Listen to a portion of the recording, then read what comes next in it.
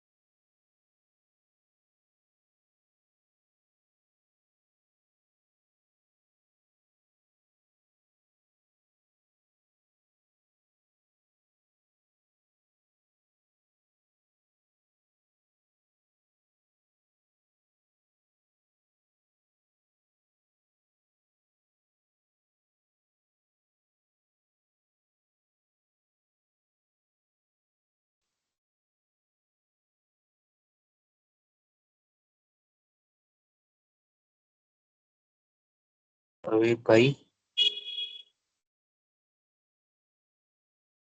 हाँ अश्वित भाई बोलो। आज क्या हो गया, इतनी लेट हो गई रात?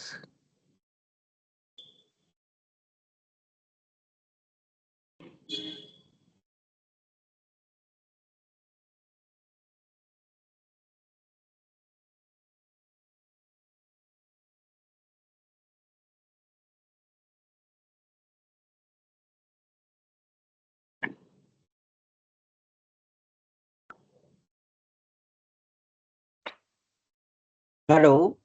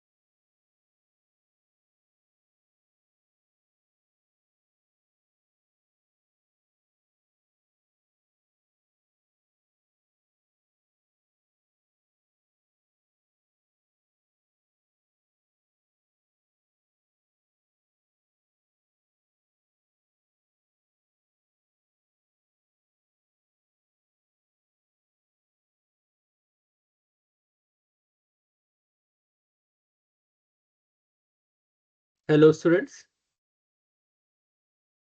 Am I Good. audible now? Yes, sir. Yes, sir, Sorry. you are. Sorry for Audible. inconvenience.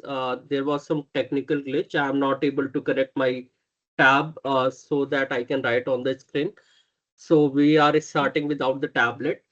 So in the last class, we have just completed the apportionment of overhead. और आज हमें उसका दूसरा न्यूमेरिकल करना था. Yes, Pravesh. Yes, any Sir, issue? actually this is our first class. So actually some people are from not like they are not attending the offline classes. So if possible that can you please start from the starting? So how many of you are from the you are starting from today onwards? Basically I just missed the for like second classes, like 2 classes which happened the offline. Because there are 95 people in the class, and So So- most No, of one- us are one not nine. attending this class for the first time because most of us are not here in Delhi NCR. Okay. That's Sir, is it okay. just for clarification, is it the first online class that is getting Yes, conducted for the that is, subject? yes, Yes. that is first online class. Sir, And it's a request, then please start from the beginning, please. so Yeah. I'll keep everything in brief and I'll start from the starting. So I hope you all people will be comfortable in multilingual, Hindi as well as in English. Yes, sir. Right, We sir. are. Yes, Everyone who's not comfortable Yes, with sir. Hindi, okay. So okay, We are बच्चे. comfortable. Because I think मुझे लगता है दोनों तरह के बच्चे होते हैं क्लास में, हिंदी और इंग्लिश मीडियम. सो बेसिकली बच्चे ये जो पेपर है that paper is management accounting. But अगर मैं आपसे ग्रेजुएशन लेवल की बात करूं तो यहाँ पे दो कंपोनेंट होते हैं. The one component is cost accounting and the other Accounting. component is management accounting.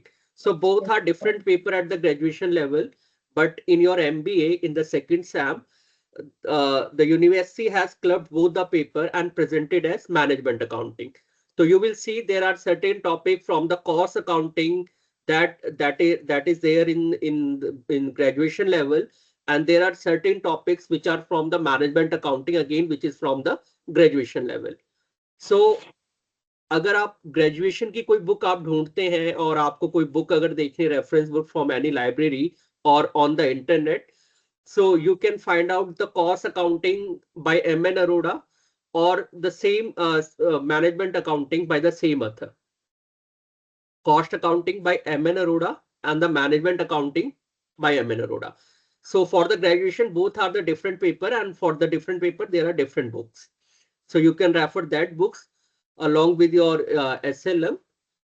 So today we will start with the first unit, basically, which is about the cost accounting. So what is cost accounting? First, we will discuss the cost accounting. Then we will move to the next part, that is management accounting. So if we talk about what is cost accounting, basically cost accounting is basically it is related to the ascertainment of cost. So like financial accounting जहां पर हम अपना profit calculate करते हैं कि हमने कुछ economic activities perform करी और हमने कुछ ट्रांजेक्शन्स करी, फाइनेंशियल ट्रांजेक्शन्स होती है, इकोनॉमिक ट्रांजेक्शन्स, उनको हम समराइज करते हैं. पहले हम क्लासिफाई करते हैं, समराइज करते हैं और फिर उनसे हम देखते हैं what is the output in terms of profit. तो फाइनेंशियल अकाउंटिंग में हम ये करते हैं, हम अपना प्रॉफिट देखते हैं कि हमारा प्रॉफिट कितना हुआ है. On the other side in the cost accounting, अगर हम कॉस्ट अकाउंटिंग की बात करें तो यहाँ पे हमारा जो पर्पस है वो है अपनी कॉस्ट को असरटेन करना, so that we can fix the price of our product और सर्विस. सो बेसिकली हम यहाँ पर क्या कर रहे हैं, असरटेनमेंट ऑफ कॉस्ट. ओके बच्चे. Yes, sir. Now come to the third topic, that is management accounting. आप लोगों ने सुना होगा, पढ़ा होगा व्हाट इज मैनेजमेंट अकाउंटिंग. आपको क्या लगता है क्या होगा मैनेजमेंट अकाउंटिंग? सर कि जैसे हम जिस तरीके से अपने अकाउंट को मैनेज करते हैं जब. ओके, कैसे हम अपने अकाउंट को मैनेज करते हैं, that is management accounting. No बच्चे, I am giving you idea. Basically management accounting is concern with the management. कोई और ट्राई करेगा? Inventory management, may sir? I? Sorry, inventory management. Yes. You said inventory. No, it's not with the inventory. It's concerned with the management, accounting and plus management. Sir, basically it helps the managers to take the decisions regarding the Yes. business. Yes, very good बच्चे. So basically हम क्या करते हैं, हम एक example लेते हैं. You all are the member of board of a company and you have to take certain decision in the meeting. आपको कोई डिसीजन लेने and आप सब साथ बैठे में और आपको डिसीजन लेना है. So what you need to take to take the crucial decision about your company? What you require? So you need to think about the budgeting part. Any requirement for taking the decision? You need something so that you can take decision. You can take effective decision, optimum decision. Anything Yes. required?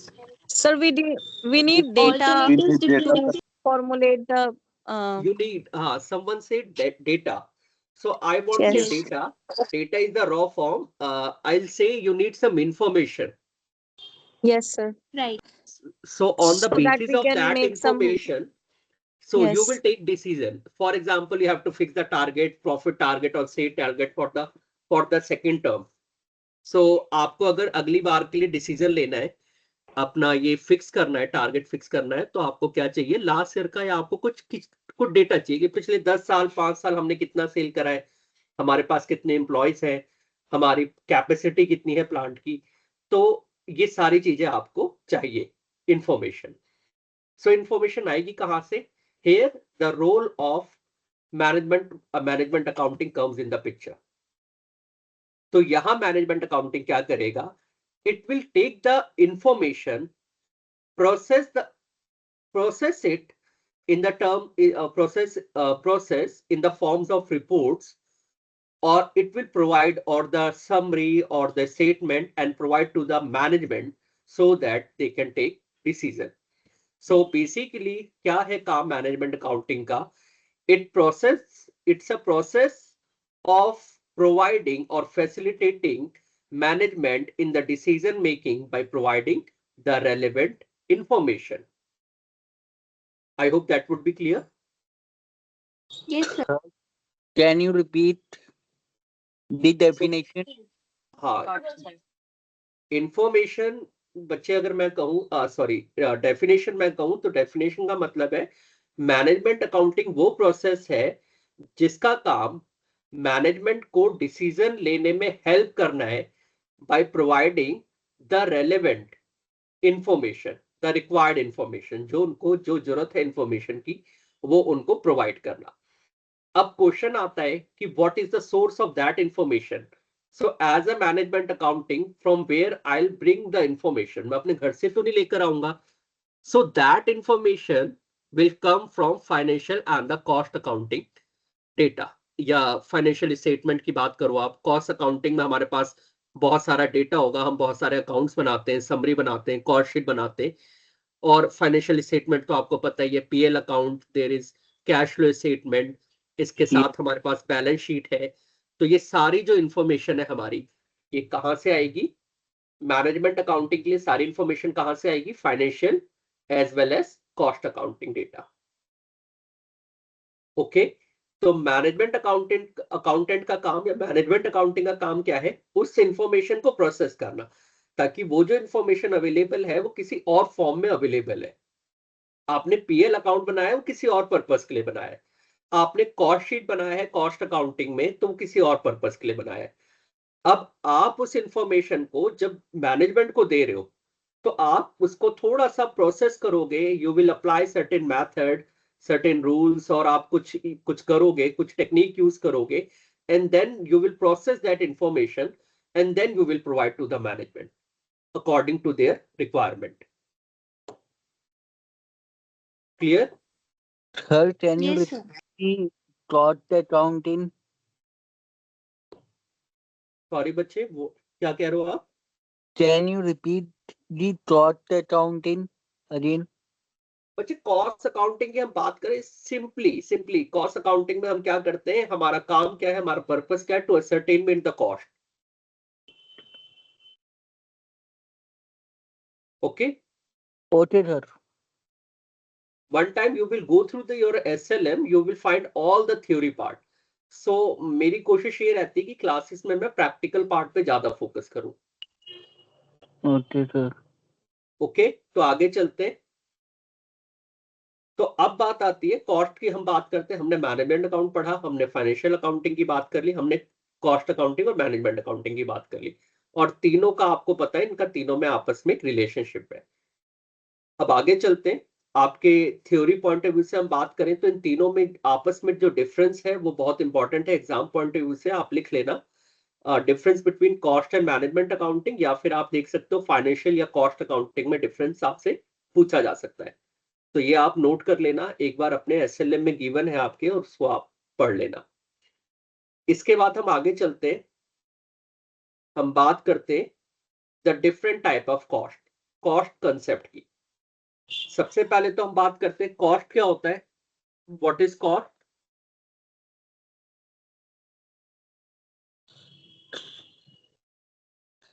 Sir, the cost refers to the price of the product. That is simply the price of the product. फिर price क्या होता है बच्चे? Cost is basically the total expense okay which is required to बस एक make single any product को product. बनाने में कितनी कॉस्ट आ रही है वो उसको ही हम कॉस्ट कहते हैं। ओके सो अगर हम सारी बातों को इकट्ठा कर ले और अगर मैं आपको फॉर्मली एक्सप्लेन करूं तो I can say that the cost is a monetary value of any resource comma effort or time use or give up to acquire, produce or achieve something. Sir That sorry is to interrupt cost. Sir sorry to Yes. Interrupt sir, आपने screen share करी हुई है क्या? No. Okay बच्चे वो मेरा tab connect नहीं हो पा रहा तो इसलिए थोड़ी सी इश्यूज है। मैंने बात करी, कह रहे इश्यू है ही टैबलेट के साथ, तो मैं थ्योरी ही पढ़ा रहा हूँ, तो नेक्स्ट टाइम मैं इसको क्लियर करके रखूंगा। Sure. So I'm saying the monetary value of any resource, any effort or any time or of time. So basically we are talking about the monetary value that can be expressed in monetary terms. So monetary value of any resource, effort or time which is used or given up. किस लिए? For the purpose. What is the purpose? To acquire, to produce or to achieve something. So that will be cost. तो for example आपने इस अपनी MBA के लिए you spend some time, आपने कुछ टाइम डिवोट करा, आपने कुछ एफर्ट लगाए और आपने कुछ रिसोर्सेज खर्च करे। रिसोर्सेज का मतलब you spend some money on fee, on your stationery, on classes or something, on travel. So all the monetary value of all these things. So there are certain things that cannot be expressed in the monetary terms, so that will not be the part of cost. So for example, we spent 1 lakh rupees for doing this MBA. So that 1 lakh rupees will be termed as cost for doing MBA. So you are acquiring something. For example, you have purchased something for 50 rupees. So that 50 rupees that you are giving up, so that will become cost of this product. So whatever resource you have used or given up to acquire, achieve, or produce something. Sometimes we produce something. For example, I'm producing chair. So I spend the 10 hours of labor and I paid the 10 hours of labor 100 rupees per hour. So it will become 1000 rupees. I paid for certain material. So I paid for certain polishing and all. So all these become the cost of producing the chair. I hope that would be clear. Yes, sir. Yes. So now what we will discuss, cost versus expense.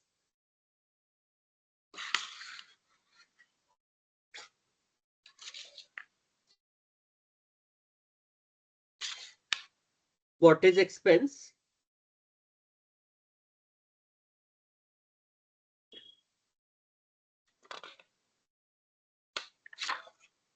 What is expense?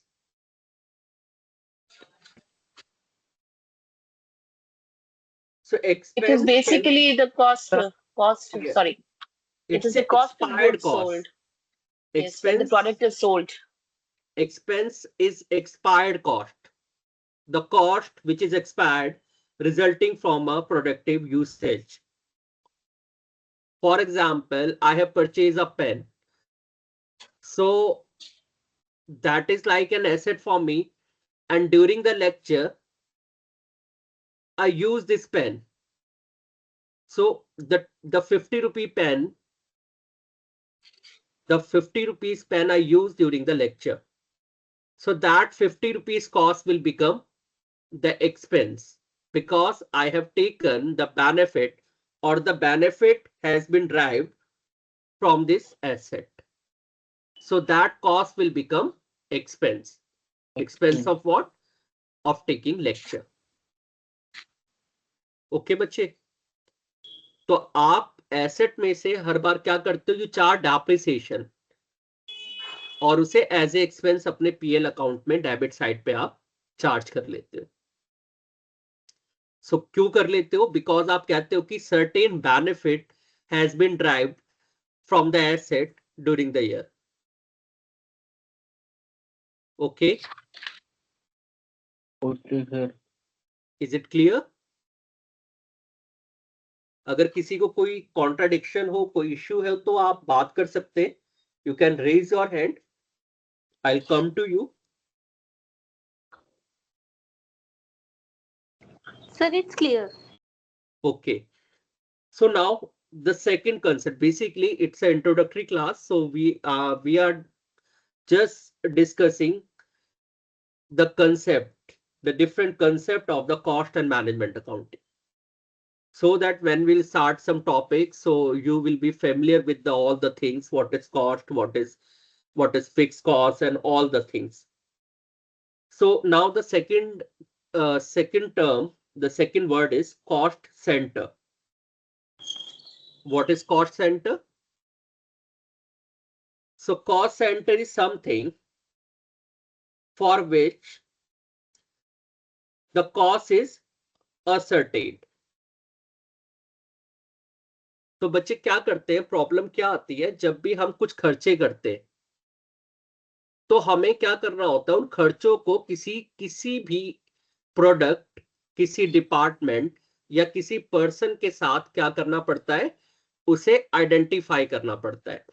जैसे आप देखना चाहते हो कि एक college को run करने का खर्चा कितना आता है, यूनिवर्सिटी देखना चाहती है कि एक कॉलेज का खर्चा कितना होता है, तो they will identify all the expenses like building expenses, electricity, salary.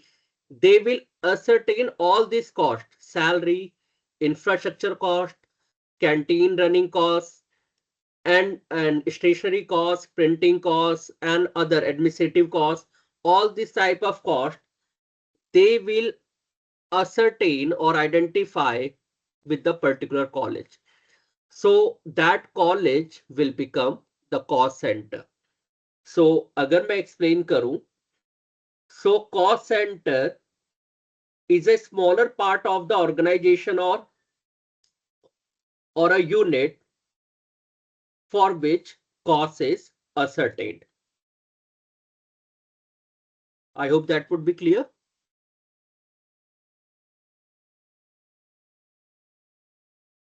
So for example, again, another example, if university want to know how much they are spending on a teacher, so in that case, all the costs will be ascertained for a teacher.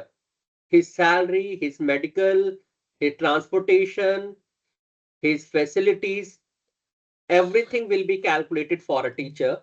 So the teacher will become the cost center.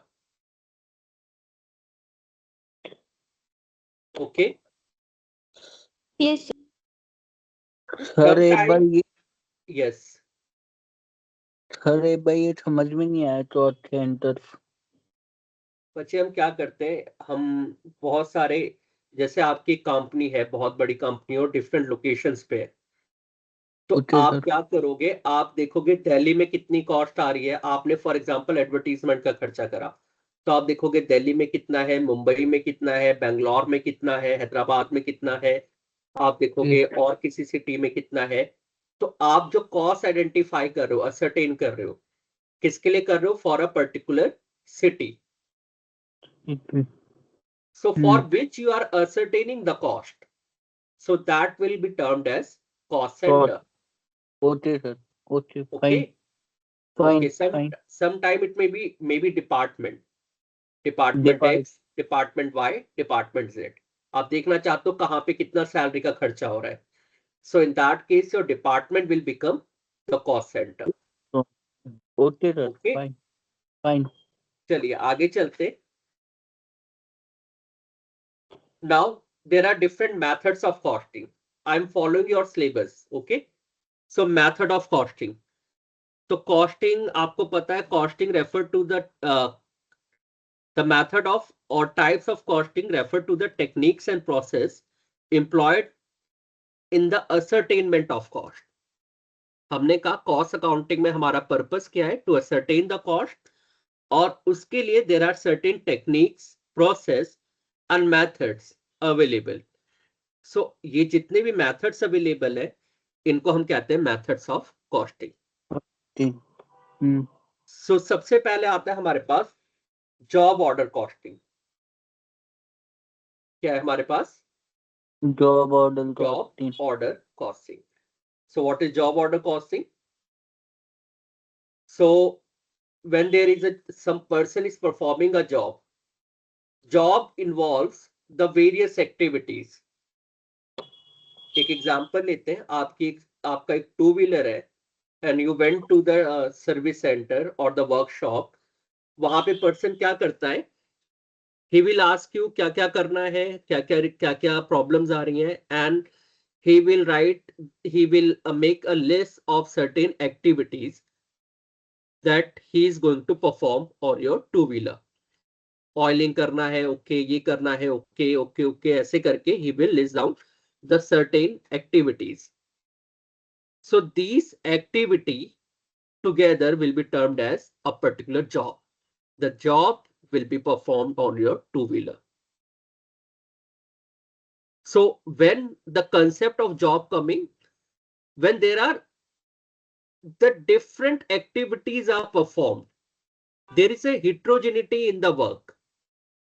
For example, आप कहते हो आप एक paint उसी shop पे उसी workshop पे जाते हो, आप एक नया टू व्हीलर लेकर जाते हो, उस पर अलग एक्टिविटी परफॉर्म करी जाती है. एक आप बहुत 10 साल पुराना लेकर जाते हो, वहां पे डिफरेंट एक्टिविटीज है. कोई थर्ड पर्सन कुछ और लेकर आता है तो उसकी अलग प्रॉब्लम्स है, उसकी अलग एक्टिविटीज है.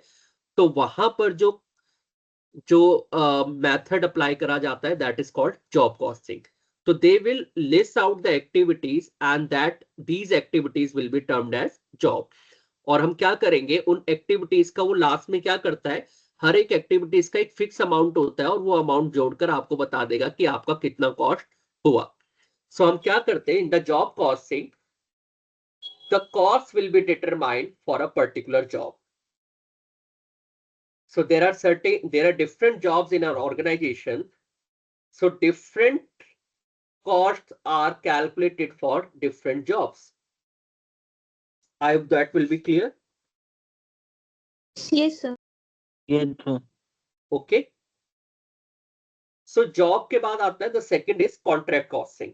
इसका हम practical भी करेंगे contract costing का. अब बच्चे कॉन्ट्रैक्ट कॉस्टिंग क्या है, जब आप जॉब का स्कोप और ज्यादा वाइडर कर देते हो. For example you are constructing a school, you are constructing a bridge और you are constructing a flyover.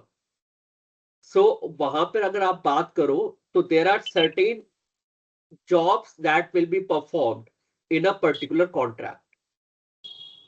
अलग अलग कॉन्ट्रैक्ट में अलग अलग जॉब्स आप परफॉर्म करोगे. There will be electrician job of electrician. There will be painting job. There are certain other jobs. So contract is a group of jobs, and all the contracts require the different type of jobs. School के लिए अलग है, flyover के लिए अलग है, bridge के लिए अलग है, कुछ और आप बना रहे हैं, कंस्ट्रक्ट कर रहे हैं, आप एक घर बना रहे हैं, उसके लिए अलग है. तो in that case, the cost will be determined for a particular contract. So under the contract, you will identify the jobs you are performing, or on that jobs, you will determine the cost of the project. So for example, you ask some person, आप किसी को बुलाते हैं contractor को, हमें घर में ये कराना है, ये कराना है, ये कराना है, ये कराना है. So he will make a contract for you and he will he will write कि इसमें ये जॉब होगा, ये जॉब होगा, पेंट जॉब होगा, ये करना है, ये करना है, ये करना है, इसका इतना, इसका इतना, इसका इतना, इसका इतना, and then he will calculate the cost of the project, and cost, you can say that the cost of the contract. So first he has identified the jobs under the contract and then add all the costs of all these jobs, and then he will add his markup, his profit, and he will charge the price. So contract costing में हमें क्या करना है, हमें jobs, हमारी jobs होती है, jobs के बेसिस पे हम क्या करते हैं, कॉस्टिंग करते हैं. तो कॉन्ट्रैक्ट में क्या है, there will be different cost for the different contract. ऐसा नहीं है कि हम एक घर बनाने का इतना ही पैसा लेते हैं, एक रेनोवेशन का इतना ही पैसा लेते हैं, नहीं. तो different contracts will have different cost. Okay sir can you repeat job order तो costing? Contract and job costing में क्या डिफरेंस है? बच्चे, जॉब मैंने कहा ना, कॉन्ट्रैक्ट का जो स्कोप है वो ज्यादा वाइडर है. राइटर है. जैसे आपके घर में इलेक्ट्रीशियन की जॉब है, आपने बुलाया इलेक्ट्रीशियन को, आपने कहा ये काम कर दो, थोड़ा सा ये काम कर दो, ये काम कर दो, आपने उससे 10-12 एक्टिविटीज कराई, तो that is a particular job. और जब आप घर बनवा रहे हैं तो उसमें electric is one job, and there will be some another job, painting, there will be some another job, construction and all, welding, or there are lots of jobs will be there. Like sir, अगर मैंने machinery लगा रखी है, उसमें कोई भी error या कुछ भी मेल फंक्शनिंग होता है, तो उसमें मैं जॉब कॉस्टिंग का यूज करूंगा. बट ऑन कॉन्ट्रैक्ट कॉस्टिंग, जब मैं न्यू मशीन इंस्टॉल करूंगा तो उसमें मैं कॉन्ट्रैक्ट कॉस्टिंग करूंगा, क्योंकि उसके नहीं। Different align. बेटा, आपकी मशीन खराब होती है, हम ऐसे देखते हैं. ओके, एक Yes, sir. टेक्नीशियन सर, आता दो है, वो सिनेरियो है. हाँ, मैं 2 सिनेरियो पूछ रहा हूँ. एक मैं पहली बार अपनी मशीनरी अपने प्लांट में लगा रहा हूँ, और एक मेरी मशीनरी लगी हुई है, उसमें मेल फंक्शनिंग हो रहा है, तो मैं उसमें वर्किंग करा रहा हूँ. बच्चे, आप दो अलग अलग बात कर रहे हैं. जब हम परचेज करते हैं तो that will be termed as an asset, that will come under asset category. और जब आप एक मशीन खराब हो गई और उसको आप रिपेयर कराते हो तो that will be termed as expense, and that will come under profit and loss account.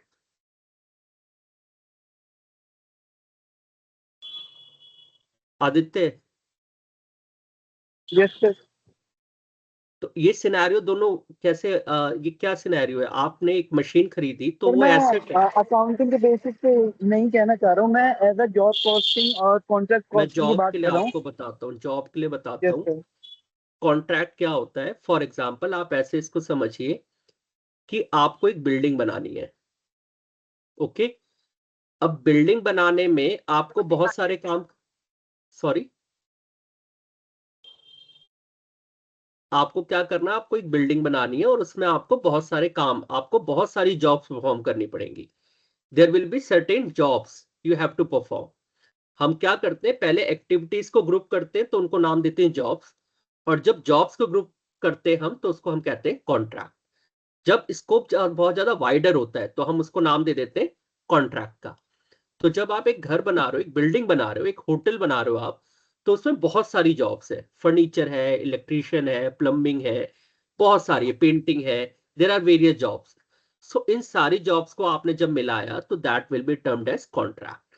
आप क्या करोगे, हर सारी sir. जॉब्स के कॉस्ट को ऐड करोगे and that will be calculated as contract cost. But जब जॉब sir, की बात हम understood. करते हैं, जब हम जॉब की बात करते हैं तो हम बात करते हैं द सर्टेन एक्टिविटीज. अब यहाँ पे स्कोप क्या है, लिमिटेड है. ओके, जैसे आप एक सलून पे गए, उसने पूछा क्या कर दो, आपने कहा हेयर कट कर दो, ये कर दो, वो कर दो. तो एक दूसरा पर्सन आया, उसने कहा नहीं नहीं, सिर्फ हेयर वॉश कर दो और हेयर कट कर दो. तो यहाँ सर्टेन एक्टिविटीज है, जॉब 1, जॉब 2, जॉब 3. तो यहाँ पे स्कोप बहुत ज्यादा बड़ा नहीं है. So he will charge according to the activity. तो जॉब 1 का कितना खर्चा हुआ, तो set according to the job, according to the activities which are performed under the job 1. Job 2 का कॉस्ट क्या होगा, उसमें कौन कौन सी एक्टिविटी परफॉर्म करी गई, इसी तरह job 3, job 4. Okay, okay sir. Yes sir, understood. Okay. Sir, sir, we can Yes. say that job costing is restricted to one particular work, and whereas contract costing consists of a variety of works, right? Not particular बच्चे, जब particular एक ही होना है तो उसको job नहीं कहते हम. जॉब के अंदर क्या होता है, the different activities. I am saying that activities. Activity. अब मैं आपको पढ़ा रहा हूँ, I am performing a single activity, so तो ये that is not job. Job नहीं है।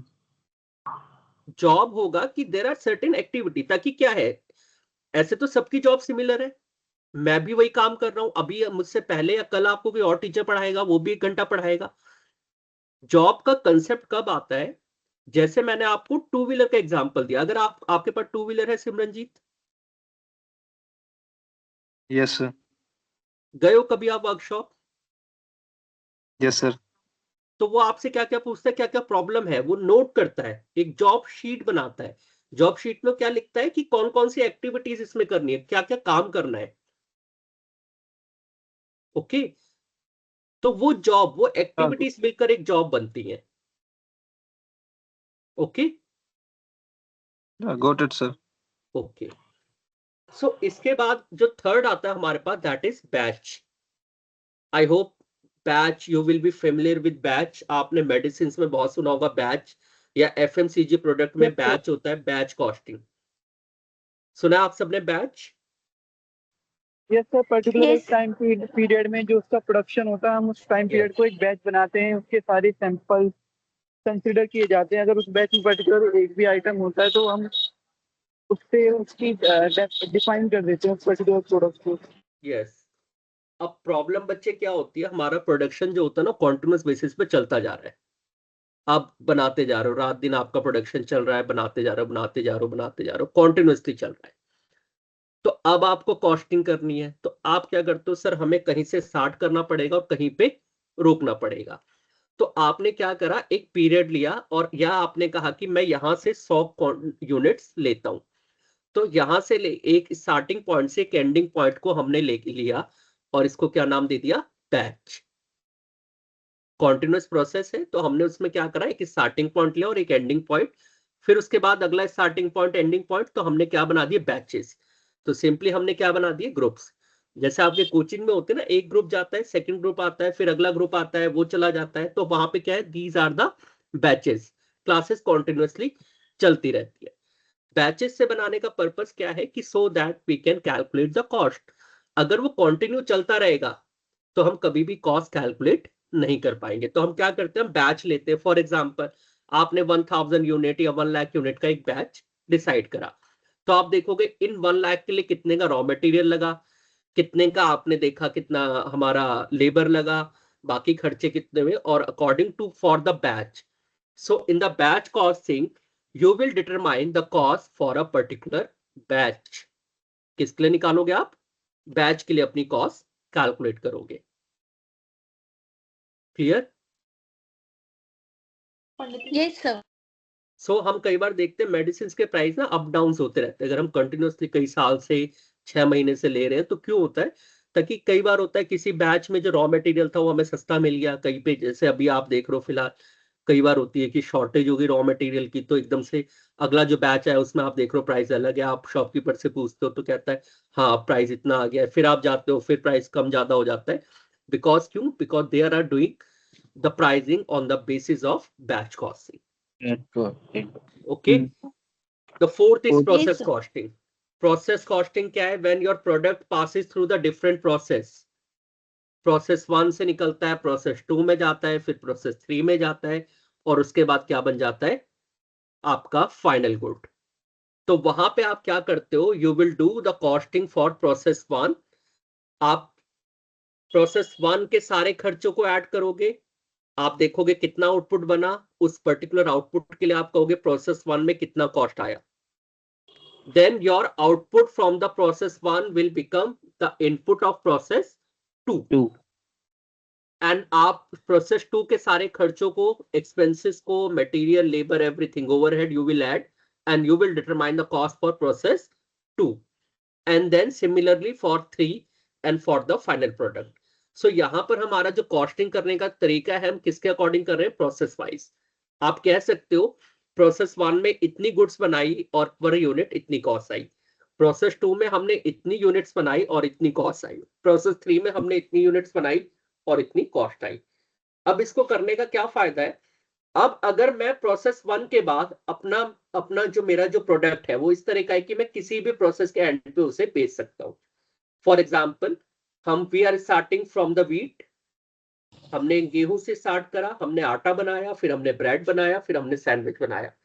तो हम उसे एज अ आटा भी बेच सकते हैं, एज अ ब्रेड भी बेच सकते हैं, और एज अ सैंडविच तो हम बेच ही रहे।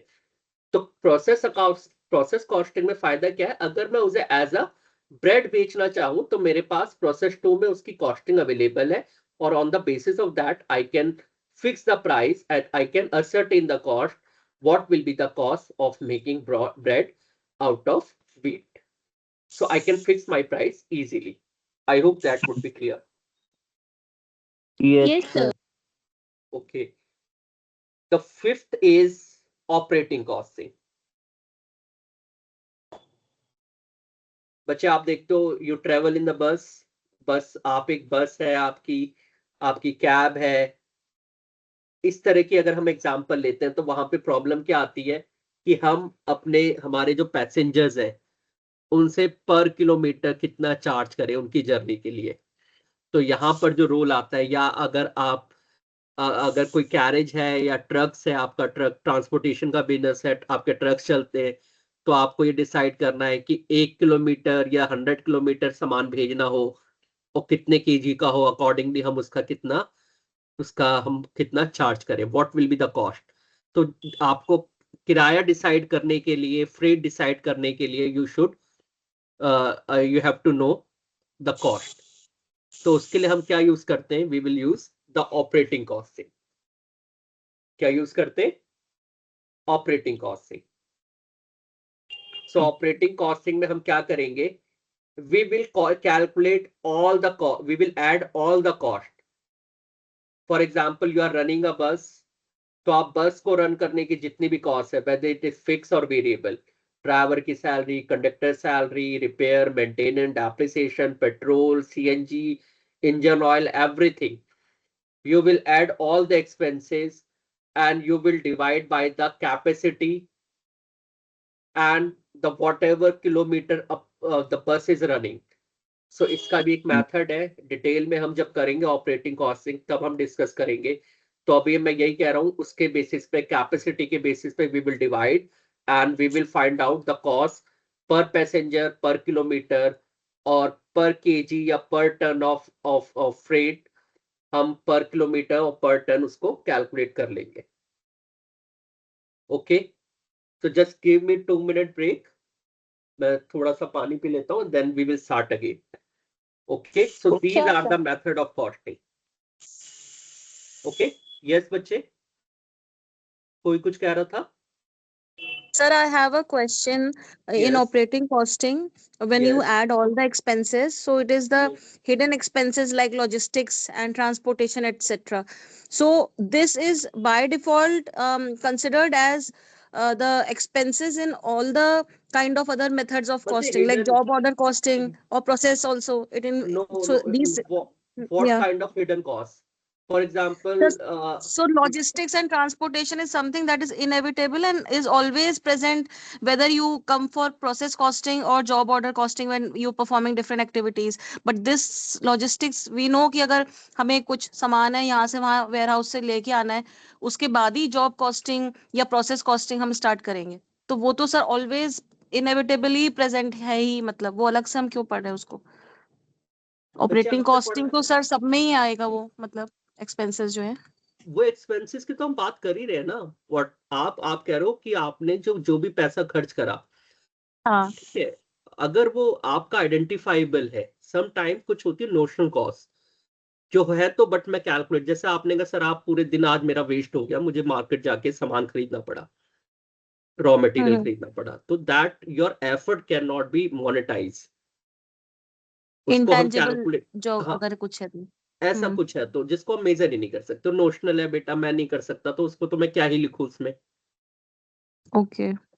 ठीक है, अगर हो सकता है तो यस, प्रोसेस वन में हम क्या करते, again there will be debit and credit side. So debit side there will be input and all the expenses. Okay, Okay, sir. whether it is job or whether it is a contract costing, ये आपका process है. तो जब हम करेंगे ना, अभी इनको आगे चलेंगे तो हम इनका फॉर्मेट देखेंगे. तो प्रोसेस हाँ वन सर, में आप उससे पहले, ही क्लियर होगा क्योंकि हम किस साइड में क्या लिखेंगे, वो ऑपरेटिंग कॉस्ट आप में आ रहा है या प्रोसेस कॉस्ट मैं में आ रहा आपको है, वो बस चीजें एक पता एक चलेगा. बहुत एक सिंपल सा लॉजिक में बता रहा हूँ. हमेशा हम राइट डेबिट सर. साइड पे ना इनपुट और खर्चों को रखते हैं. जैसे आपने ट्रेडिंग एंड पीएल अकाउंट बनाया था, तो आपने क्या रखा था, परचेज और ओपनिंग को डेबिट साइड में, डेबिट, हाँ. खर्चों को भी डेबिट में रखा था. खर्चों को भी डेबिट रखा था आपने. Yes, sir. हाँ, और क्रेडिट साइड पे जो हमारा आउटपुट होता है वो क्रेडिट साइड पे आ जाता है. ठीक है, या हमारा क्लोजिंग जो होता है वो वहां पे आता है. इसी तरह हम इसको भी आगे लेके चलते रहेंगे. तो जो बेसिक बेसिक कंसेप्ट है वो वही रहेगा, बट थोड़ा थोड़ा सा मॉडिफिकेशन होगी, वो हम करेंगे. अभी मैं बस आपको जो आपको थ्योरी है ना, उस पार्ट पे मैं ज्यादा फोकस कर रहा हूँ, ताकि ये आपको समझाना जरूरी है. अगर एग्जाम में आता है तो आपको थ्योरी तो लिखना ही पड़ेगा. Okay, okay sir. चलिए 2 मिनट का ब्रेक लेते हैं, then we will start again. Okay, just for just 2 minute. 8:06 हो रहे, 8:08 पे स्टार्ट करते हैं. Sure.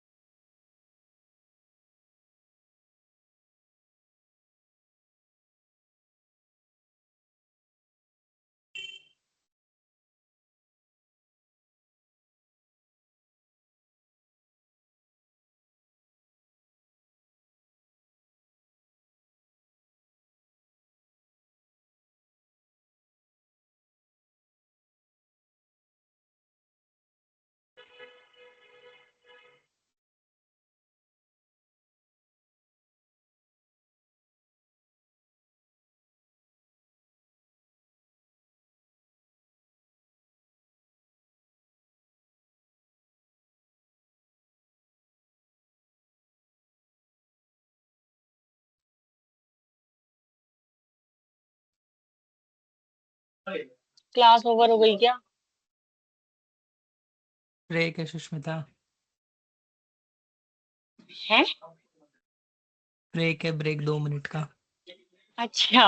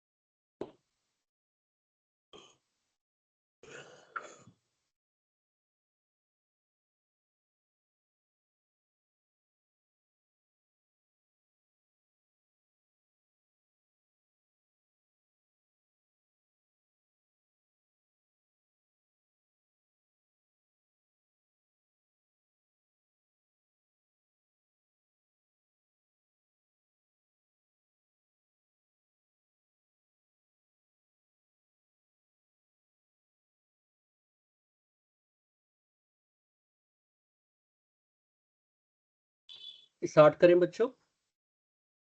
Yes, sir. Yes, sir. Yes, sir.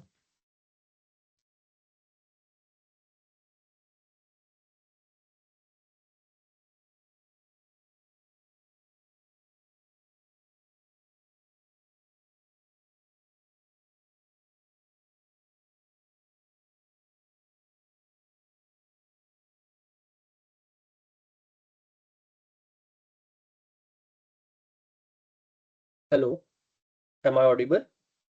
Yes, sir. So you Yes, are. sir. Yes, sir, you are.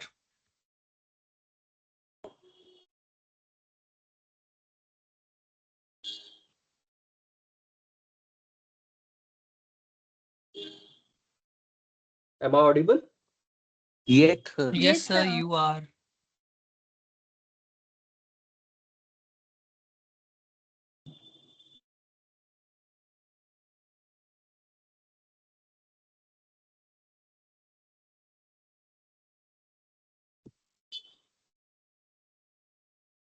Okay, let's start. I hope now the screen will be visible to all. Yes, sir. Yes, sir, Fine. it is. Okay. So now we will discuss the classification of the cost. The classification of cost.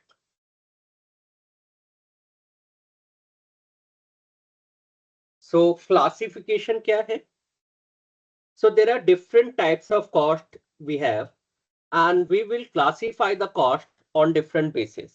जैसे मैं आपकी class को क्या कर सकता हूँ, आप मेरे सारे स्टूडेंट हैं मेरी क्लास में, और मैं उन सारे बच्चों को क्या कर रहा हूँ, डिफरेंट डिफरेंट बेसिस पे उन्हें क्लासिफाई कर रहा हूँ. कभी उनको मैं जेंडर के बेसिस पे कर देता हूँ, कभी उनको मैं एरिया वाइज कर देता हूँ, कभी किसी और बेसिस पे कर देता हूँ. तो जो कॉस्ट का हमारे पास एक ग्रुप है दैट विल रिमेन सेम, बस हम क्या करेंगे, उनको अलग अलग बेसिस पे कैटेगराइज करते हुए चलेंगे. तो क्लासिफिकेशन में ऐसा नहीं है कि एक पर्टिकुलर कॉस्ट किसी एक कैटेगरी में बिलोंग कर रही है इन अ सर्टेन क्लासिफिकेशन, तो अगले क्लासिफिकेशन में वो फिर दोबारा नहीं आएगा. दोबारा से हम फ्रेश क्लासिफिकेशन करेंगे और सारी कॉस्ट को दोबारा से डिफरेंट बेसिस पे कैटेगराइज करेंगे. I hope that would be clear. Yes, sir. Yes, sir. Okay. So सबसे पहले आता है हमारे पास डायरेक्ट एंड इनडायरेक्ट कॉस्ट. ये तो आप सबने पढ़ाई है. What is direct cost?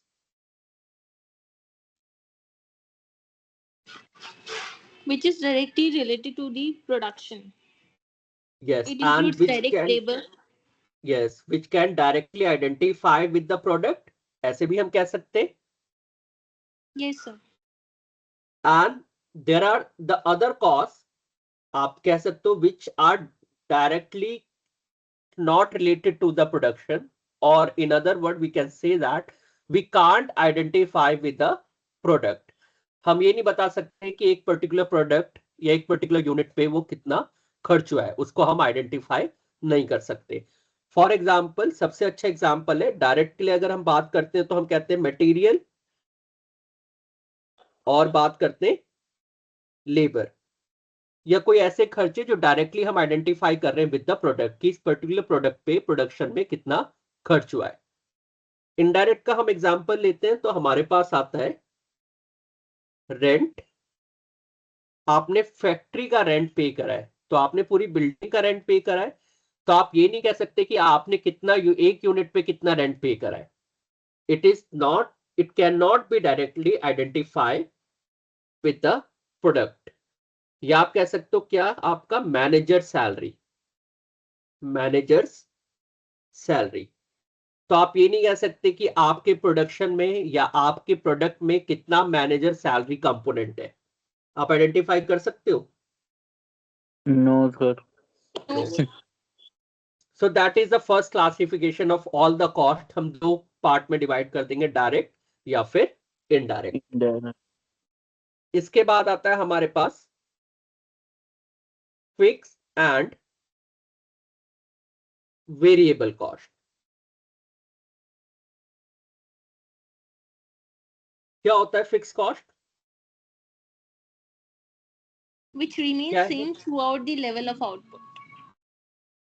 Which yes, that will remain same irrespective of level of output. आप कितना प्रोड्यूस कर रहे हो, आप चाहे 0 प्रोड्यूस करो, आप 100 प्रोड्यूस करो, या आप 1 लाख प्रोड्यूस करो, your whatever cost that will remain same, that will come under the category fixed cost. तो इसका एग्जांपल अगर मैं दोबारा से वही लेता हूं, रेंट ऑफ द बिल्डिंग, तो बिल्डिंग का जो रेंट है अगर वो आपका 50,000 पर मंथ है, दैट विल रिमेन सेम, चाहे आप 1 यूनिट बनाओ, 0 यूनिट बनाओ, या आप 10,000 यूनिट बनाओ. तो I hope you will B agree कि आपका Yes, sir. कि आपका जो रेंट है that will come under fix cost. Variable cost is opposite, the cost which will directly depend on the level of production, so it will change in the same proportion of the level of output. So आपका output जिस proportion में change होगा, आपका variable cost उसी proportion में change होगा.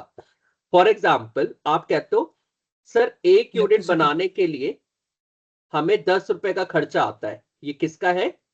इसको हम मान लेते हैं लेबर. 1 यूनिट बनाने का कितना लेबर लगता है? 10 रुपए. तो 100 यूनिट बनाने का हमारा हो जाता है सर 1,000 रुपए. 1000. आप कहते हो सर अगर मैं 1,000 यूनिट बनाता हूं तो ये कितना हो जाता है? 10,000. तो ये किस कैटेगरी में आ गया? Variable cost.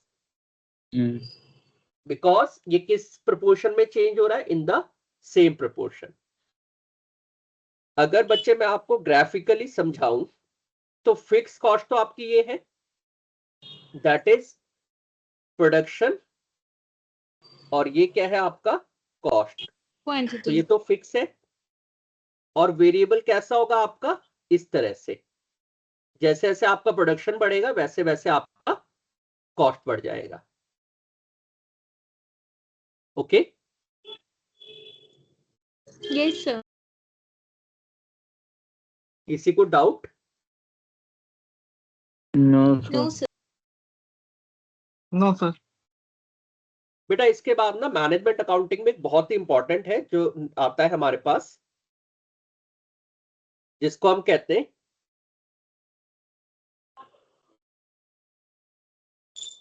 जिसको हम नाम देते हैं हम कहते हैं उसको सेमी वेरिएबल कॉस्ट.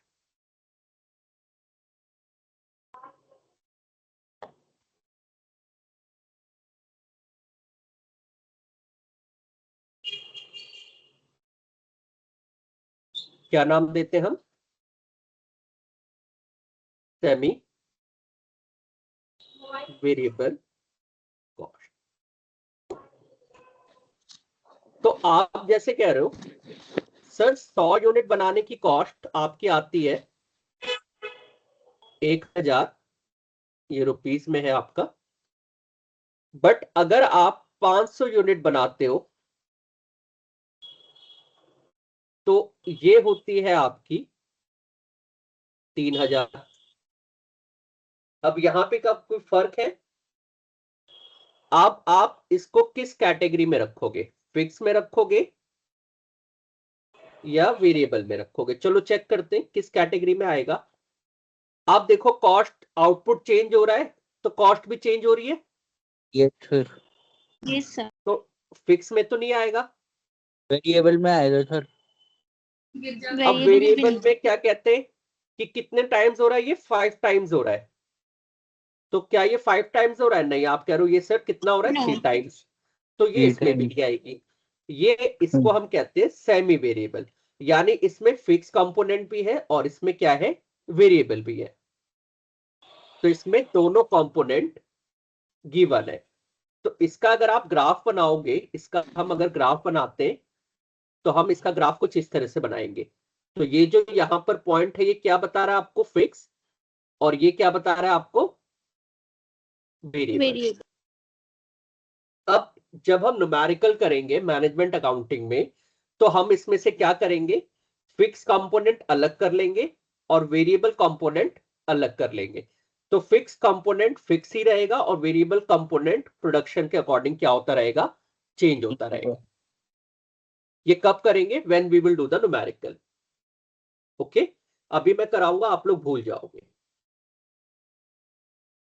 ओके, तो सर सेमी वेरिएबल कॉस्ट में हमारी दोनों चीजें अवेलेबल होती हैं, फिक्स्ड कॉस्ट भी और वेरिएबल कॉस्ट भी। नहीं, आप ये कह रहे हो कि हमारा कॉस्ट सर बढ़ रहा है, ये फिक्स भी नहीं है और वेरिएबल क्यों नहीं है? Because it is not changing in the same proportion. जैसे आप आउटपुट डबल ट्रिपल या 5 टाइम कर रहे हो तो ये उस सेम प्रोपोर्शन में चेंज नहीं हो रही, नहीं, तो इसको हम वेरिएबल में भी नहीं डाल पा रहे। ये सर तो हम कहते हैं क्या है? सेमी वेरिएबल है। मतलब ना तो वो उसमें फिक्स्ड में है ना वेरिएबल में है। ना वेरिएबल में, मिड में है दोनों के। Okay sir, fine. ठीक है, फिर हम क्या करेंगे? इसे सेग्रीगेट कर लेंगे, वेरिएबल पार्ट अलग कर लेंगे और फिक्स पार्ट अलग कर लेंगे। वो हम उसमें जब न्यूमेरिकल करेंगे तो हम उसको समझ लेंगे। Okay fine. ओके, इसके बाद आता है हमारे पास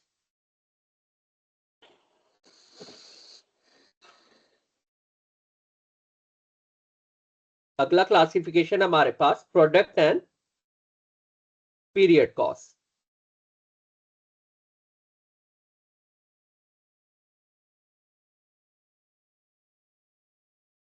क्या कह रहे हैं हम? Product and period cost. Product cost हमारी कौन सी कॉस्ट है? Cost include all such cost that are involve in acquiring और मेकिंग अ प्रोडक्ट। जो किसमें है? प्रोडक्ट को बनाने या उसको एक्वायर करने में, या आप सिंपली कह सकते हो जो किससे है? प्रोडक्ट से रिलेटेड है, उसको हम कहते हैं प्रोडक्ट कॉस्ट। पीरियड कॉस्ट क्या है? These are the cost which are not necessary for production and are incurred even if there is no production। जो क्या करते हैं? जो प्रोडक्शन से रिलेटेड नहीं है, प्रोडक्ट से रिलेटेड नहीं है, और क्या है? जो प्रोडक्शन निल होने पे भी, आपका अगर प्रोडक्शन क्या है? 0 है, तब भी क्या होती है? कॉस्ट होती रहती है। तो इसको हम कहते हैं पीरियड कॉस्ट। तो जो प्रोडक्ट कॉस्ट होती है, ये किसके अकॉर्डिंग होती है? प्रोडक्शन 0 है तब कैसे वो कॉस्ट हो रही है, मतलब पीरियड कॉस्ट हो रही है? बेटा, प्रोडक्ट कॉस्ट जो चेंज होगी विद द प्रोडक्शन, जैसे मटेरियल हो गया, लेबर हो गया, ठीक है, ये किससे चेंज हो रही है? प्रोडक्ट के साथ चेंज हो रही है, प्रोडक्शन के साथ। तो इनको हम कहते हैं प्रोडक्ट कॉस्ट। क्यों? ताकि ये प्रोडक्ट और प्रोडक्शन से रिलेटेड है। पीरियड कॉस्ट क्या है? जिनका प्रोडक्शन से कोई रिलेशन नहीं है। अब ये कॉस्ट इनकर्ड कैसे हो रही है? ये विद पीरियड इनकर्ड हो रही है। जैसे आप कहते हो इंश्योरेंस, इंश्योरेंस का अगर मैं एग्जांपल लूं तो इंश्योरेंस कैसे होता है? जैसे आपका 6 महीने, 1 महीना या 1 साल हुआ, आपका इंश्योरेंस का प्रीमियम ड्यू हो जाएगा, उसका प्रोडक्शन से कोई लेना देना नहीं है। ऐसी रेंट, ऐसी ऑफिस की सैलरी, ऑफिस के लोगों की सैलरी, ऑफिस के लोग फैक्ट्री में तो काम नहीं कर रहे, प्रोडक्शन में काम नहीं कर रहे। समझ में आ रहा है आपको? Yes sir. ओके, तो ये क्या है? Period cost. अगला चले। Yes sir. ओके,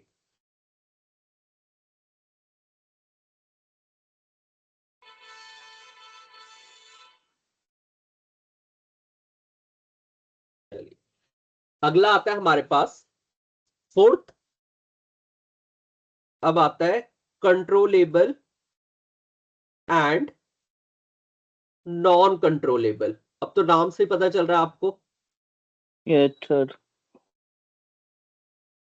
अब कुछ कॉस्ट होती है जो मैनेजमेंट क्या कर सकता है? Bye there decision, bye their capacity they can control.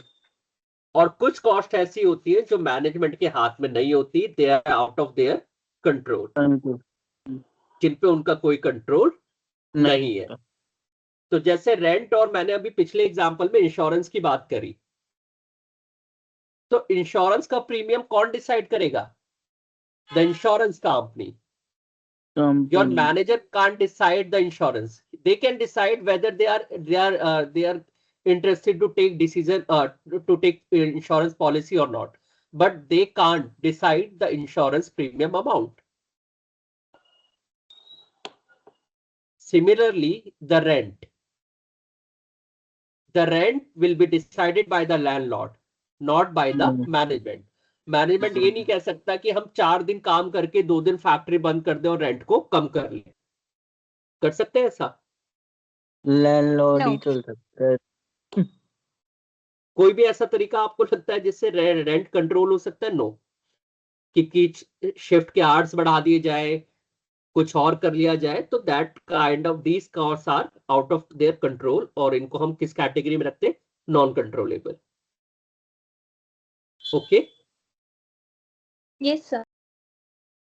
इसके बाद तो आता सर है रेलेवेंट और यस सर हम फिर एक तो डिफाइन कैसे करेंगे कंट्रोलेबल और नॉन कंट्रोलेबल कॉस्ट को? controllable which can be controlled by any decision taken by the management. Okay, or non controllable which cannot be controlled by management by any decision, by any action. Okay sir, fine Fine. Fine sir, fine. इसके बाद आता है relevant and irrelevant cost.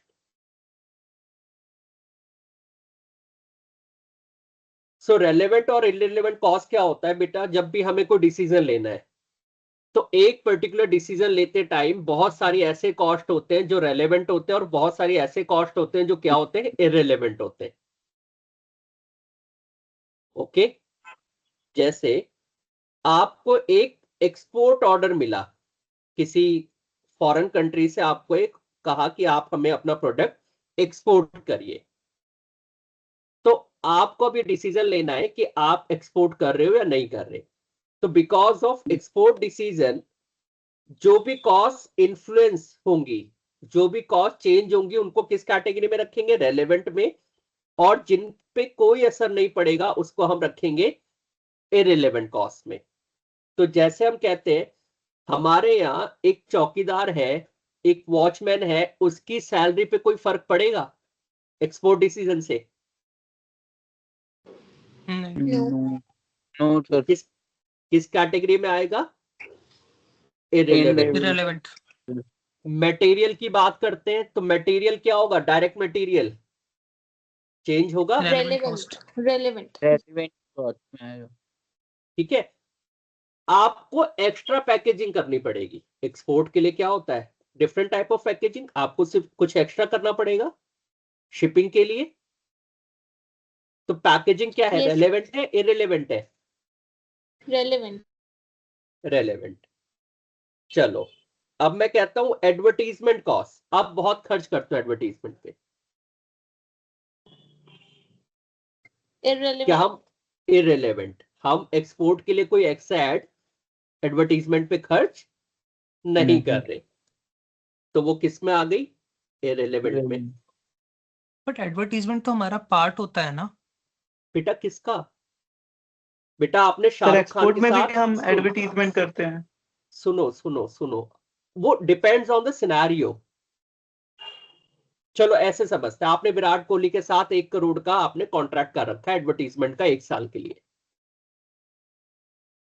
अगर आप export करोगे क्या आपको विराट कोहली को और पैसा देना पड़ेगा? नहीं। तो क्या है ये? इररिलेवेंट। Irrelevant. ठीक है। अगर इसी सिनेरियो को मैं क्वेश्चन को थोड़ा सा चेंज कर दूं, आपने कहा सर हम ऑस्ट्रेलिया में भेज रहे हैं ये प्रोडक्ट, तो ऑस्ट्रेलिया में हमें किसी पर्टिकुलर प्लेयर से, कौन है वहां पे फेमस, उससे हमें ऐड कराना पड़ेगा। आपने कहा डेविड वार्नर से सर हमें ऐड कराना पड़ेगा, तो 1 करोड़ उसे देना पड़ेगा। तो अब वो किस कैटेगरी में आ जाएगा? Relevant. Relevant. Relevant. अब रेंट ऑफ द फैक्ट्री है, किस में आएगा? Irrelevant. रेलेवेंट। रेंट तो लैंडलॉर्ड को क्या आप कह रहे हो? रेंट तो उतना ही देंगे ना हम। आपको क्या मतलब हम एक्सपोर्ट करें कुछ करें? तो अनलेस क्वेश्चन में अगर नहीं कह रहा तो हम ये मानते हैं कि कॉस्ट अगर चेंज नहीं हो रही तो किस कैटेगरी में आएगा? इररिलेवेंट में। अगर क्वेश्चन ने कह दिया कि पैकेजिंग बढ़ जाएगा, एडवर्टीजमेंट बढ़ जाएगा, या और कुछ रख दे कि इंश्योरेंस बढ़ जाएगा, इंश्योरेंस कराना पड़ेगा आपको, आप शिप करोगे प्रोडक्ट को, तो हम वहां पे उसे किस कैटेगरी में रख लेंगे, रेलेवेंट में। Relevant. ये कहां पर आएगा, जब हम मैनेजमेंट अकाउंटिंग में डिसीजन मेकिंग का चैप्टर पढ़ेंगे, तो वहां पे ये सबसे इंपॉर्टेंट कंसेप्ट है। Okay So what is sunk cost? हाँ, संक कॉस्ट अगला ही है, अगला करते हैं बात। संक मतलब क्या होता है? डूबना सर। हाँ, डूबना। बच्चे जो ऑलरेडी खर्च कर दिया, हो गया खर्च, अब ना ही उसे रिकवर कर सकते और ना ही वो अब किसी डिसीजन के लिए रेलेवेंट है, वो खर्च हो गया। Okay. आपने क्या करा, आपने एक कोचिंग इंस्टीट्यूट ओपन करा और आपने ओपनिंग पे ना किसी स्टार को बुला के 50,000 रुपए पे कर दिए, खत्म काम। Yes. क्या है ये? संक। अब Sunk आपकी cost. शॉप चले ना चले, सेल कितनी हो, कम हो, ज्यादा हो, आप एक्स प्रोडक्ट बेचो, वाई बेचो, मत बेचो, 50,000 खर्च हो गया। Sir, so Okay. basically Sir, इसको but हम ये- बैलेंस शीट में लायबिलिटी शो करेंगे ना? क्या? नो, क्यों Sunk लायबिलिटी cost. क्यों है? लायबिलिटी होता है जो देना है, ये आपको किसी को देना है बच्चे, आपने उसका बेनिफिट ड्राइव कर लिया ना। बट ये तो आपको लॉस हो भी गया ना हम। लॉस क्यों हो गया? आपने किस पर्पस के लिए करा था? पब्लिसिटी तो हमारी हो गई ना। पब्लिसिटी हो गई, आपको गैदरिंग करनी थी, लोग आ गए, आपका न्यूज़पेपर वगैरह में छप गया, हो गया काम खत्म। Okay sir, got it. Got it ना? ये खर्च कैसे, ये Yes, लॉस sir. कैसे होगा आपका? ठीक है, इसके बाद आता है हमारे पास एक डिफरेंशियल और इंक्रीमेंटल कॉस्ट। डिफरेंशियल या मैं बात करता हूं किसका, इंक्रीमेंटल। तो डिफरेंशियल से मतलब डिफरेंस, या इंक्रीमेंट से मतलब जिसमें क्या हो रहा हो, इंक्रीज हो रहा हो। तो दोबारा से वही एक्सपोर्ट वाले ऑर्डर एग्जाम्पल पे मैं आता हूं। तो जो इंक्रीमेंटल कॉस्ट होगी, जैसे आपका मटेरियल पहले कितना था, 50,000 का था, और एक्सपोर्ट ऑर्डर लेने के बाद क्या हो गया, 60,000। सो ये जो 10,000 है, इसको हम क्या नाम देते हैं, इंक्रीमेंट कॉस्ट या डिफरेंशियल कॉस्ट। ठीक है, change in cost due to certain decision और एक्शन। जैसे आप पहले 5 बच्चे पढ़ाते थे, आप 10 बच्चे पढ़ाने लगे, तो आपका इलेक्ट्रिसिटी बिल पहले आपका 500 रुपए आता था, वो 600 रुपए आने लगा। तो कितना फर्क हुआ, कितने का चेंज आया, 100 रुपीज का, because of Yes. Adding 5 student. So that is incremental cost. Okay Okay. Okay. Okay, sir. Fine. इसके बाद आता है opportunity cost.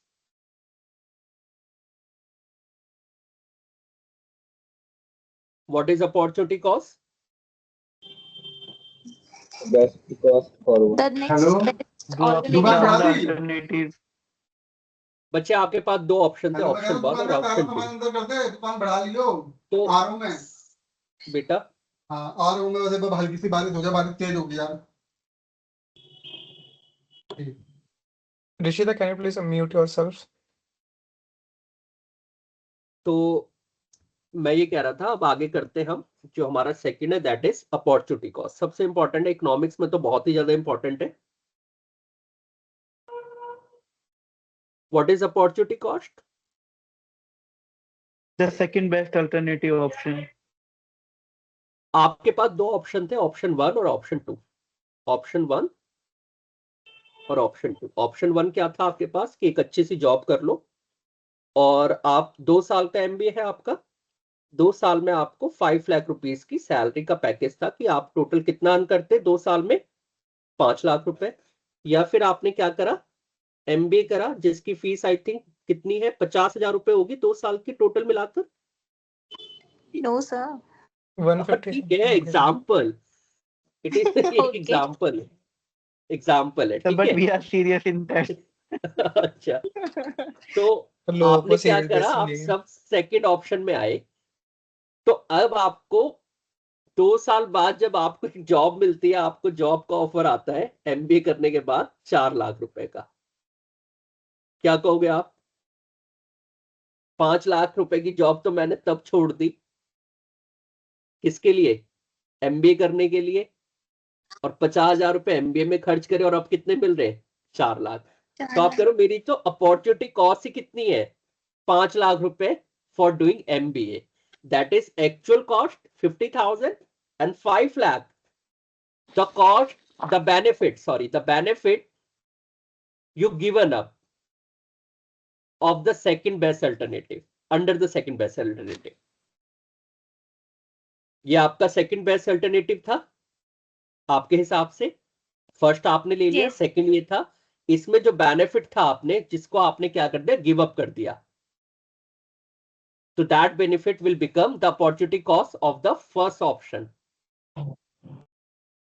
Okay okay sir. Yes, sir. Okay, चलिए। Sir, could you please repeat this point once again? अच्छा, इसको बच्चे हम कहते हैं, जब भी हमारे पास 2 ऑप्शन होते हैं तो हम कहते हैं आपने सबसे बेस्ट ऑप्शन चुना, तो आपने कहा सर मैं एमबीए करूंगा जिसकी फीस कितनी है, 50,000 रुपए, तो 50,000 रुपए तो आपकी एक्चुअल कॉस्ट है एमबीए करने की, बट एमबीए करने के लिए आपने कुछ गिव अप करा होगा, आपके पास और कोई ऑप्शन रहा होगा, आपने कहा सर मेरे पास ऑप्शन था जॉब का, जिसमें ड्यूरिंग द एमबीए मैं अगर एमबीए ना करता तो मैं उतने टाइम में 5 लाख रुपए कमा लेता, तो that was the second best alternative under which आपको क्या मिलता, 5 लाख रुपए का बेनिफिट मिलता। Yes sir. तो that benefit you given up, आपने छोड़ दिया, सेक्रीफाइस करा, so that will become the Yes, sir. Opportunity cost for doing MBA. तो आप जब जाओगे सैलरी के लिए तो आप कितना एक्सपेक्ट करोगे, मिनिमम 5,50,000 तो होना ही चाहिए, और मोर देन दैट, है ना Right, sir. बच्चों? ओके, बाकी बच्चे का डिनर करने चले गए? नो No, सर, sir, they are नहीं here. है। Excuse me. नो सर नहीं है। अच्छा, इसके बाद बेटे पहला लेक्चर ना थियोरेटिकल ही होता है हर उसका, कोई भी आप पेपर चाहे अकाउंटेंसी ले लो, कुछ ले लो, अगली बार से हम न्यूमेरिकल पे ज्यादा रहेंगे, आज टैब भी कनेक्ट हो गया तो आगे से प्रॉब्लम नहीं होगी। अब आते हैं element of cost. Sir differential cost बता दो एक बार। बेटा डिफरेंशियल होता है कि आप चेंज कितना हो रहा है, एक डिसीजन आपने लिया, आपने एक एक्शन लिया, तो आपकी कॉस्ट में कितना चेंज हो रहा है। जैसे मैंने कहा मैंने एक्सपोर्ट का ऑर्डर एक्सेप्ट कर लिया, एक्सपोर्ट एक्सेप्ट कर लिया, तो अब एक्सपोर्ट की वजह से मेरा मटेरियल में कितना चेंज आ रहा है, मेरा लेबर में कितना चेंज आ रहा है, मेरा और किसी कॉस्ट में कितना चेंज आ रहा है, तो दैट जो चेंज वाली कॉस्ट हम देखते हैं that will be called as incremental cost. Clear? Sir नहीं आया अभी भी। अच्छा, नहीं आया, कोई एक्सप्लेन करेगा क्लास से, कोई करना चाहेगा? हाँ जी, फटाफट। आपकी सैलरी अगर 50,000 है, अगर 50,000 से बढ़ के वो 60,000 हो जाती है, वो 10,000 का आपका इंक्रीमेंट हुआ ना। अच्छा,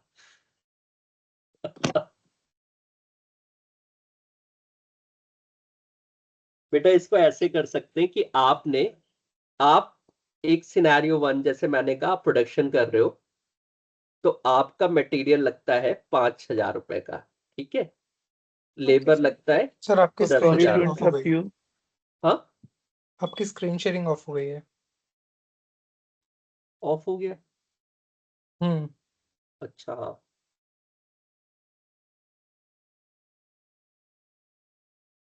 अब दिख रहा है सबको? ठीक है, यस आप सर। प्रोडक्शन कर रहे हो, Yes, sir, yes. आपका रेंट है, मैं लिख देता हूँ 5,000, इंश्योरेंस आप अभी 2,000 रुपए का देते हो, एडवर्टीजमेंट आप 1,000 खर्च करते हो, ऐसे आपकी बहुत सारी कॉस्ट है, ठीक है, आप प्रोडक्शन कर रहे हो। अब आपने क्या करा, एक एक्सपोर्ट ऑर्डर भी एक्सेप्ट कर लिया, तो अब आप क्या कर रहे हो, प्रोडक्शन तो कर ही रहे हो प्लस एक्सपोर्ट करोगे, तो अब आपकी कॉस्ट कितनी हो गई, ये हो गई 6,000, ये हो गई 12,000, और ये है आपकी सेम, ये है आपकी 3000 और ये भी आपकी है सेम। तो हम यहां कहते हैं डिफरेंशियल या इंक्रीमेंटल कॉस्ट क्या होगा? बिकॉज ऑफ फर्स्ट वाले में एक्सपोर्ट, 1000। एक्सपोर्ट की वजह से क्या हो गया, ये 1000 इंक्रीज हो गया। यहाँ पे कितना डिफरेंस आया? 2000 का। यहाँ क्या है? नील। यहाँ पर है 1000 और ये क्या है? नील। तो ये क्या है? Incremental cost. तो बेसिकली अब मैं क्या करूंगा, इसको कैलकुलेट करने का पर्पस क्या है? आपकी कॉस्ट कितनी इंक्रीज हुई एक्सपोर्ट करने की वजह से? कितना एक्स्ट्रा लग रहा है? 4000। 4000 का अच्छा खर्च आ रहा है। अब वो आपको एक्सपोर्ट में कितना रेवेन्यू दे रहा है? आप क्या करोगे? इंक्रीमेंटल रेवेन्यू देखोगे। तो आपने कहा सर पहले रेवेन्यू था 10,000 और एक्सपोर्ट के बाद रेवेन्यू कितना है? 15,000। तो इंक्रीमेंटल रेवेन्यू कितना हुआ? 5000. So because of export, your revenue has increased by 5,000. On the other side, the cost has increased by 4,000. So your profit will increase by 1000. ये करते हैं हम इंक्रीमेंटल कॉस्ट में। इसको हम नाम देते हैं इंक्रीमेंटल कॉस्टिंग। सर और Sir, so incremental and differential are one and the same thing. Same thing. देखो और अच्छे से मैं आपको एक समझाता हूँ। मैं क्लास 12 के बच्चों को पढ़ाता था, ठीक है। मैं वैसे कोचिंग नहीं पढ़ाता, ये हमारे प्रोफेशन के अगेंस्ट है। मैं एग्जांपल दे रहा हूँ। मैं 12th के बच्चों को पढ़ाता था, एक कोचिंग सेंटर में पढ़ाता हूँ फॉर एग्जांपल, ठीक है। मेरे पास एक बीकॉम या एमबीए का भी बच्चा आता है, कहता है सर मुझे पढ़ा दो। मैंने बेटा आपको अलग से पढ़ाना पड़ेगा, मुझे एक्स्ट्रा कॉस्ट आएगी, कुछ आएगी, ये आएगा वो आएगा, ठीक है। तो उन्होंने कहा सर अच्छा मैं 3 बच्चे ले आता हूँ और आप हमें पढ़ा दो। तो मैंने देखा इन 3 बच्चों की वजह से मेरे कुछ खर्चे, कितने खर्चे बढ़े हैं, कितने खर्चे बढ़े। तो मैं देख लूंगा कितना मेरा फोटोकॉपी का बढ़ा है, कितना मेरा पर आवर का खर्चा बढ़ा है, क्या बढ़ा है, या मैंने कोई टीचर अपॉइंट कर रखा है तो उस टीचर को, उन बच्चों को पढ़ाने के लिए मैं कितना पैसा दे रहा हूँ। तो मैंने कहा उन 3 बच्चों को पढ़ाने के लिए मुझे एक्स्ट्रा कितना खर्चा आ रहा है? 5,000 रुपए मेरे खर्चे बढ़ गए। अब मैं देखूंगा उनसे मुझे इंक्रीमेंटल रेवेन्यू कितना आ रहा है। तो मैं अगर रेवेन्यू 5,000 से कम है तो मैं उन्हें पढ़ाऊंगा? नहीं। No. और अगर 5,000 से ज्यादा है तो डेफिनेटली विल कंटिन्यू। पढ़ाओगे आप। So it's a so that is incremental costing, where you will compare the incremental cost with the incremental revenue. Okay. yes sir. Okay, sir. Thank you, sir. Okay. So बच्चे इसके बाद अब थोड़ा सा practical, हाँ, element of cost की बात करते हैं।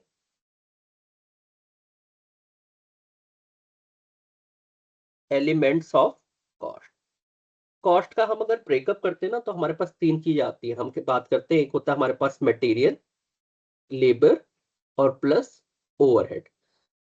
तो आपका जो सिलेबस है वो भी इसी तरह गिवन है। हम किसके बारे में डिस्कस करेंगे? पहले हम पढ़ेंगे मटेरियल, फिर हम डिटेल में पढ़ेंगे लेबर और फिर हम डिटेल में पढ़ेंगे ओवरहेड चैप्टर।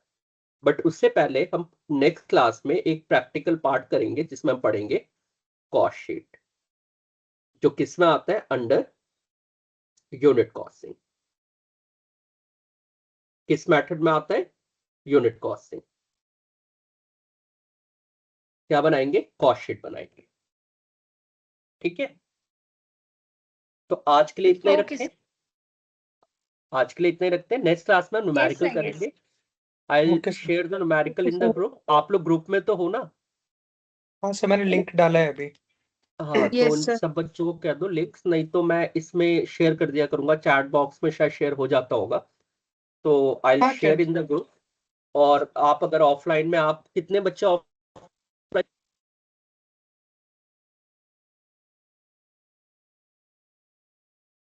हेलो सर आपकी वॉइस ब्रेक हो गई। हेलो, हाँ बच्चे कितने, आप में से कितने बच्चे ऑफलाइन क्लासेस में आते? कुछ आते? Yes sir. अच्छा, तो ऑफलाइन में मिलते हैं। बाकी ऑफलाइन में तो हमारा अलग ही सिलेबस चल रहा है, वहां पे हम कॉन्ट्रैक्ट कॉस्टिंग करेंगे स्टार्ट सैटरडे को, तो वो अलग है हमारा। और ये हम यहाँ पे हम अपना अलग चलेंगे। अगर किसी को कोई इशू है तो वो मुझे व्हाट्सएप कर देना, कोई कॉल कर लेना, ठीक है बच्चे? नंबर कहाँ से मिलेगा सर? ग्रुप में ही होगा, नहीं तो you can note down the number. मैं इस पे नहीं लिख रहा, मैं कोई बच्चा मुझे मैसेज कर देना, मैं कर दूंगा, because that class will be uploaded on the YouTube. Sir उस पे ग्रुप में है, लाइक जो ग्रुप में नहीं है वो वहां से मतलब ज्वाइन कर सकते हैं। Otherwise my number will be public on the YouTube. Yes sir. Okay बच्चे, ठीक है, good night. Thank you, sir. Sir आप ही लोगों की नहीं है ना सर जो Thank you, यूट्यूब sir. पर आई है? ओके, Thank आप you, I sir. Hope bore नहीं हुए होंगे, और sorry for the technical issues at the starting of the class. No, Sir, sir, अपने- no problem. No issue, sir. Okay, next time I'll take care. Okay, thank you. Thank you sir. Thank you, sir. Thank you, sir. Good night. बताता जाता